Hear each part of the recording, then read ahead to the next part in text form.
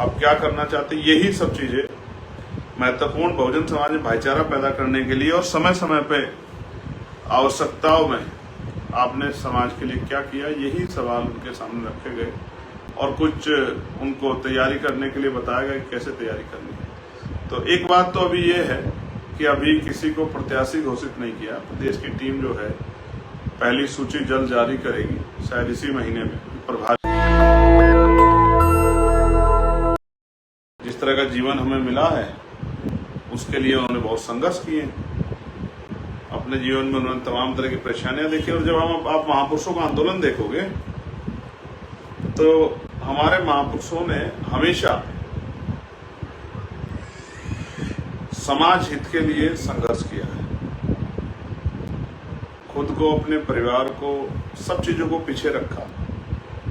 जो प्रायोरिटी दी, अपमान सहा, आरोप सहे, आलोचना सही, पारिवारिक नुकसान सहा, सब सहा, सिर्फ इसलिए कि हमारा जो कारवां है, हमारा आंदोलन जो है वो आगे बढ़े। तो प्यारे साथियों, मैं लाइव हूं आज एक महत्वपूर्ण जानकारी के लिए, क्योंकि अभी हमने लखनऊ में 6 दिन का प्रवास किया था। 6 दिन तक हम लोग रुके, तो लगभग 350 आवेदन प्राप्त हुए और उन आवेदनों को टास्क दिया गया, जहां एक से ज्यादा आवेदन थे, कि भाई आपको ये काम इतने समय में पूरा करना है और जल्द ही प्रदेश कार्यालय से या जिला मुख्यालय से उनको अंतिम सूचनाएं भी प्रकाशित हो जाएंगी। प्यारे साथियों, ये तैयारी इतनी जल्दी क्यों?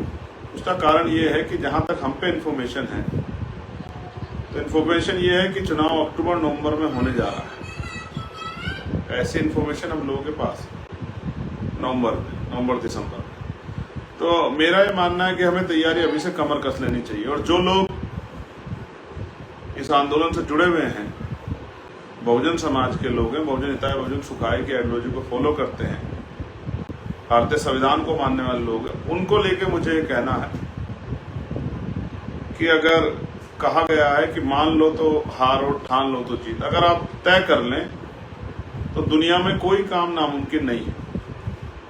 तो एक मॉडल था जिसको गुजरात मॉडल का जिक्र करके केंद्र के चुनाव को लक्ष्य बना के भारतीय जनता पार्टी ने लड़ा, और एक आपके पास मॉडल है जो नगीना मॉडल है, जहां हक वंचित, कमजोर और संविधान को मानने वाले सभी जाति धर्मों के लोगों ने अपनी वोट का सही इस्तेमाल करके अपनी ताकत बनाई। हालांकि जो मैं करना चाहता हूं नगीना बिजनौर उत्तर प्रदेश के लिए, वो भी नहीं कर पाया, क्योंकि अगर हम सत्ता में होते तो आसान होता वो सब करके दिखाने के लिए जिस सबकी इच्छा हम अपने अंदर रखते हैं, संकल्प हमने किया है। चाहे वो एम्स बनाने की बात हो, चाहे वो यहाँ इंडस्ट्रियल एरिया लगाने की बात हो, चाहे महिलाओं को रोजगार देने की बात हो, चाहे अच्छी कानून व्यवस्था की बात हो, वो सब हम करके दिखाते, जिसका हमने जनता से को विश्वास दिलाया है कि हम ये करेंगे।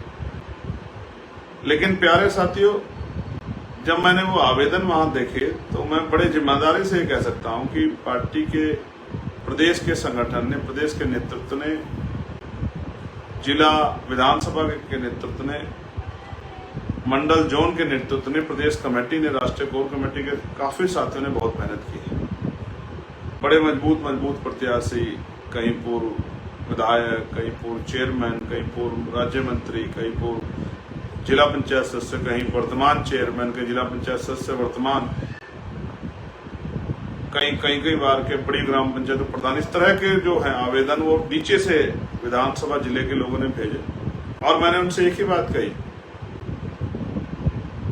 कि पार्टी ना कोई सिफारिश सुनेगी और ना ही किसी धन का, किसी लोभ का, लालच का, किसी प्रलोभन का,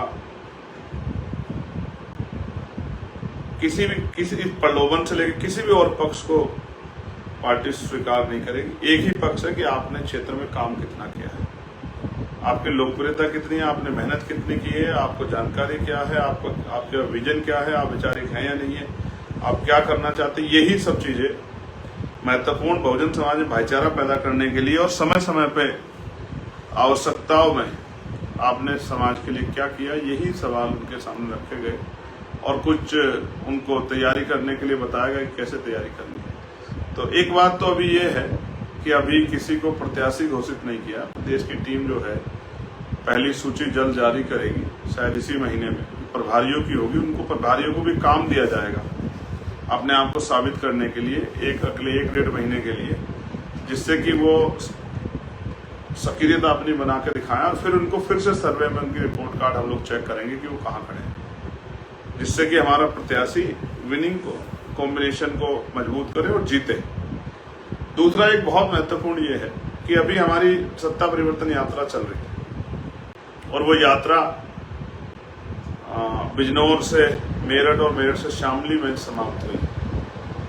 और किन कंडीशनों में यात्रा हमने निकाली है तो आप बेटर जानते हैं, लेकिन मैं आपसे कुछ और कहना चाहता हूँ। वो यात्रा जिस दिन खत्म हुई उसके बाद लगातार मुझसे पूछा गया मीडिया द्वारा कि अब दूसरी यात्रा कब शुरू करेंगे, कहाँ से शुरू करेंगे। लेकिन इस बार जब पार्टी मीटिंग में चर्चा हुई तो चर्चा ये हुई कि हमने इतनी गर्मी में, भयानक गर्मी में कार्यकर्ताओं ने बहुत हिम्मत जुटा के यात्रा की, लेकिन अब हमने तय किया है कि जो हमारी ग्रुप ए की सीटें हैं जहाँ 80-85% तक बूथ कमेटियां बन गई हैं, 90% तक बूथ कमेटियां बन गई है, भाईचारा कमेटियां बन गई है और तमाम संगठन बन गए हैं, उन विधानसभाओं के स्तर पे अब हम लोग बूथ सम्मेलन करेंगे। मैं स्वयं जाऊंगा और बूथ पे जाकर जो है हर विधानसभा के मैक्सिमम बूथों का जो है बूथ कमेटियों की मीटिंग लेके कार्यकर्ताओं को किस तरह से चुनाव में काम करना है इसका संदेश दूंगा। मैं भी, मेरे साथ तमाम सीनियर साथी निकलेंगे और बूथ वाइज जो है सम्मेलन करेंगे, बूथ पे कार्यकर्ताओं को तैयार करेंगे। और मैं पार्टी के वरिष्ठ नेताओं से, जिले मंडल के साथी से कहना चाहता हूँ कि वो लोग भी गांव की तरफ कूच करें। और जब मैंने पहले कहा था चलो गांव की ओर, चलो डोर टू डोर, इस नारों को ध्यान में रखते हुए गांव की तरफ जाएं, गांव में जाकर मीटिंग करें और जो 33 मुद्दे हम लोगों ने रखे हैं अपने मैनिफेस्टो में, अभी के संकल्प पत्र में, उनको चाहे वो कक्षा 1 से 12 तक एजुकेशन मुक्त हो, चाहे वो शराबबंदी हो, चाहे वो रोजगार के लिए हो, चाहे वो प्रमोशन के लिए हो, चाहे वो किसानों के लिए आपदा में के समय उनको अच्छे मुआवजे की और एमएसपी की फसलों गारंटी के हो, लीगल गारंटी के, उन सब मुद्दों को, चाहे वो पीआरडी जवानों के हैं हो, चाहे होमगार्ड भाइयों बहनों के हों, चाहे आशा आंगनबाड़ी भोजन माता सहायिकाओं के हों, पंचायत सहायकों के, उन सब विषयों को जाके जनता के बीच में रखें और मीटिंग स्टार्ट करें। हर जिला संगठन, हर मंडल संगठन के नेता, प्रदेश कमेटी के नेता जाएं और ग्रामीण क्षेत्रों में जाकर मीटिंग करें और स्वतः बूथ कमेटियां बनाएं। आज के बाद मैं नजर रखूंगा कि कौन आदमी कितने बूथ निर्माण कर रहा है। और वॉल पेंटिंग के लिए भी मैंने आपसे कहा था कि पार्टी के नीचे से लेकर चोटी तक के नेता, इवन मैं भी, हम सब लोग इस पार्टी के कार्यकर्ता अपनी पार्टी को आगे बढ़ाने के लिए वॉल पेंटिंग करेंगे, दीवारों पे अपने नारे लिख के, और दीवारों को पुख्ता करेंगे कि लोग उनको पढ़ के पार्टी का प्रचार हो सके। मैं भी इसको शुरू करूंगा, आप भी इसको शुरू कीजिए। और मेरा आपसे आग्रह है सीनियर नेताओं से कि वो बूथ कमेटी बनाने में अपना फोकस करें और ग्रामीण क्षेत्रों में जाके घर घर तक किन 33 मुद्दों को जो हम करना चाहते हैं, उन 33 मुद्दों को लोगों तक पहुंचाने का काम करें। मेरा विश्वास है कि आप आज के बाद इस काम को तेजी से करेंगे और उम्मीद है कि आजाद समाज पार्टी उत्तर प्रदेश में अपने बलबूते एक मजबूत स्थिति में जाके खड़ी होगी, ऐसा मेरा विश्वास है। और अगर बहुजन समाज का आशीर्वाद सहयोग मिला तो मैं आपको विश्वास का दिला कहना चाहता हूँ कि जो 33 मुद्दे हम लोगों ने दिए उनको हम लोग 100% पूरा करेंगे। चाहे 150 गज का प्लॉट हो, चाहे बैकलॉग हो, तमाम उन सब चीजों को, जो चीजें हमने मैनिफेस्टो में दी हैं, संकल्प पत्र में, उनको हम पूरा करेंगे। लेकिन साथ में निवेदन है कि उसको लेके गांव-गांव जाएं, घर घर तक उसको बांटें, उसकी फोटो स्टेट कराएं और लोगों तक पहुंचाएं। और दूसरा, बूथ कमेटी की तरफ जो है, मेरा बूथ सबसे मजबूत, बूथ जीतेंगे, चुनाव जीतेंगे, अपना बूथ बनाएंगे, अपना बूथ जिताएंगे, अपनी सरकार बनाएंगे।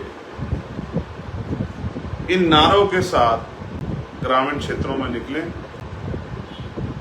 अपना बूथ जिताना है, आजाद समाज पार्टी की सरकार लाना है, इन नारों के साथ आप निकलें, गांव-गांव जाके लोगों के बीच में अपनी उन 33 मुद्दों को रखें जो जनहित के मुद्दे। और मुझे विश्वास है कि आपकी मेहनत से आज़ाद समाज पार्टी एक बड़ा मुकाम हासिल करेंगे। मैं जल्द आपके बीच आऊँगा जब और कई चीज़ों जानकारियों के लिए। मैं आपका धन्यवाद करता हूँ और आपके लिए मंगल कामनाएं करता हूँ। आप स्वस्थ रहें, दीर्घायु रहें। जिस तरह से आपने पहले समय समय पे सभी लड़ाइयों को लड़के ताकत दी, ऐसे ही आप इस बार भी अपनी लड़ाई को मजबूत करेंगे, क्योंकि 5 साल में एक ही बार हम पे ये अवसर आता है कि जितना अन्याय हमने सहा है, चाहे हम युवा हों, नीट का पेपर लीक हुआ हो।